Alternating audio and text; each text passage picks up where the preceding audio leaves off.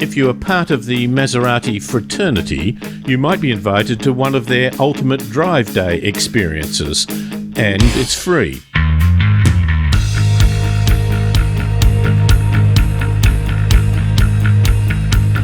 In order to road test this experience, I went to one of these events at the Sydney Motorsport Park at Eastern Creek, where we had the opportunity to have some fun and learn from expert instructors what the cars can do, and perhaps what the drivers can't. For example, power sliding on the skid pan, putting thought and science into cornering, and with their Levante SUV tackling a very rough and tricky dirt track. The second half of the day was laps around the GP circuit in 6 different Maserati models. As befits a luxury brand, the day was catered for with style. It's a wonderful experience, and it's not your everyday track day. I mean, we deck out the garages as if they were a premium Maserati lounge. We bring in premium Italian chefs to give you some of the best food that you can have in Sydney. They're on the side of a racetrack. So it's far from just getting in the car and driving. It's about meeting interesting people, socialising, good camaraderie, and of course great performance cars.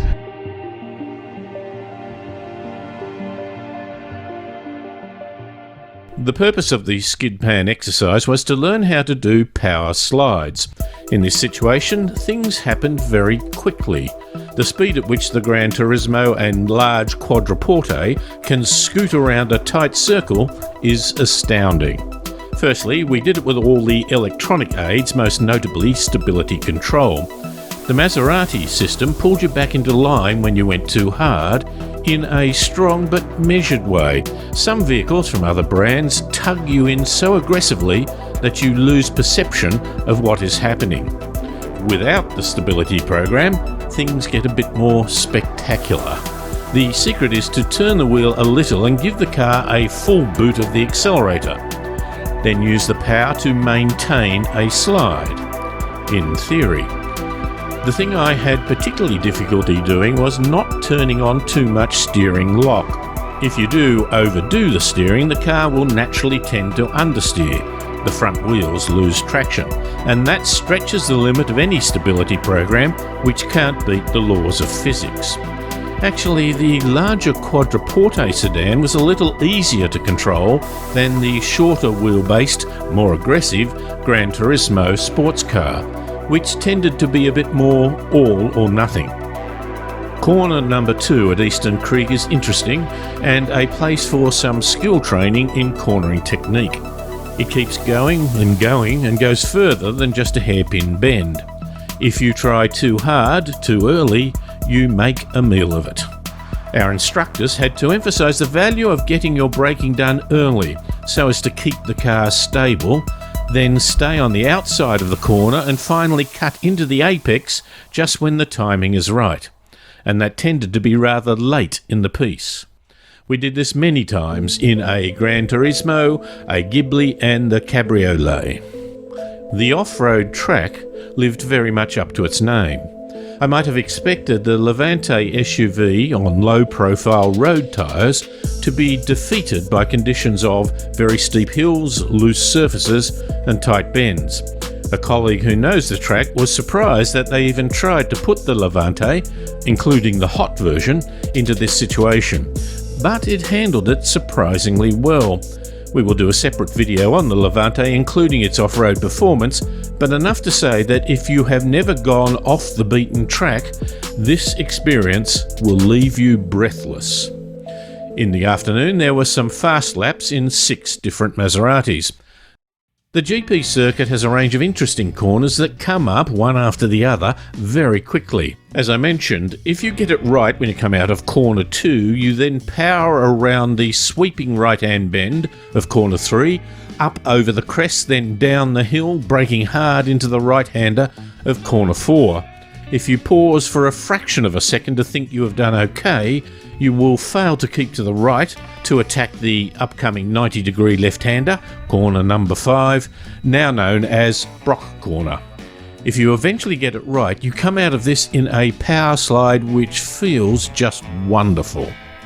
The Gran Turismo, with its naturally aspirated 4.7 litre V8 with 338 kilowatts and 520 newton metres of torque, was taut, tight and terrific, with plenty of power and a very aggressive noise. It's a snip at $345,000, plus the one we had an additional $47,000 of extras. To all that you add on-road costs.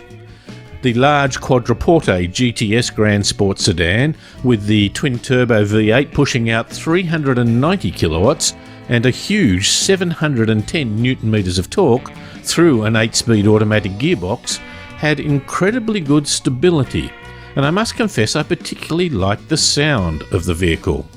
The Gran Turismo sports car was louder, and while the quadruporte was not subtle, it suited perhaps the more grand touring approach, which spoke of a thoroughbred without being raucous.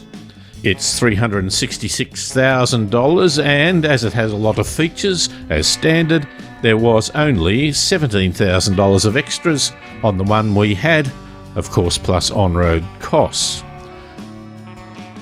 By far the best looking car on the day, to my mind, was the Cabrio. Maserati style can be divisive, and for me it has been an acquired taste, but the Cabrio, particularly from the side, just looked low and sleek and fit for purpose, which includes looking good. As you would expect, a car without a solid roof doesn't have as much torsional rigidity, and so it was not as sure-footed compared to the high standard of the other vehicles, but I must say it was still fun to drive. It cost $335,000, ours had $35,500 of extra, and you add on-road costs. The Ghibli, their smallish sedan, felt as sharp as a tack.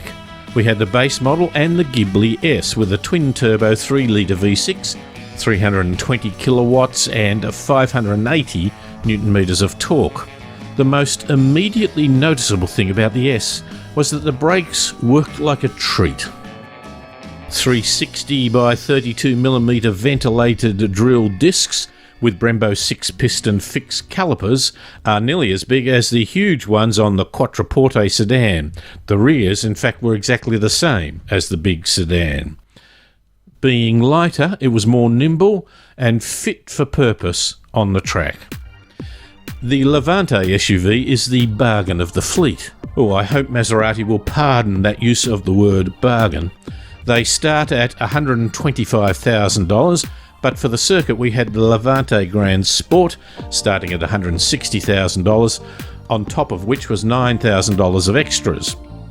The vehicle is very versatile. We had just come from the dirt track, where it handled some significant hills, potholes and loose surfaces consummately. Then, after a quick wash, it was powering around the race circuit. Its weight and height meant that it moved a bit more on the track, but gee, it was still a lot of fun to drive. So is Maserati in general, and this day in particular, only aimed at blokes? Prior to 2014, the average age for a Maserati owner was 49. He was male and he owned his own business.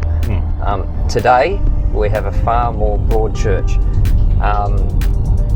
Our average age group now is, or average age demographic is 35 to 45.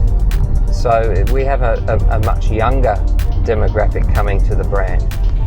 We also have a far higher female skew, so that we have, Gran Cabrio, for example, has 35% female ownership, which is terrific. It's good to get a broader church, and certainly for us, it's great to expand the market. Are there a couple of blokes that might come out here and feel that perhaps their bravado didn't have as much skill to it as they might have thought? There's always that. The one good thing about that, though, is the electronics of the car work very well to keep everyone safe. Secondly, we have excellent instructors to make sure that no one can really overstep the mark. So we're very, very lucky in that regard. We've had, in my 8 years or 9 years of tenure, no incident on a racetrack yet. And I believe the women listen well. Oh, they do. That's why they make great students. We've had more than one occasion where the husband and wife arrive, the husband knows everything, the wife is not so, is a little, she's not quite ready or not quite as enthusiastic. By the end of the day, clearly, through listening, her skill set is far better than his. So how do you get the brownie points to get an invite? Well, you buy a car or cars and upgrade regularly, participate in other events, be personable, and buy some of the extra goodies. By the way, the Gran Turismo has special pearlescent paint, Rosso Italiano. Rosso means red, and I believe is a nickname for someone with red hair, which I had till the children came along. The special paint is an option costing an additional $24,783. I think that would move you up the list for an invitation.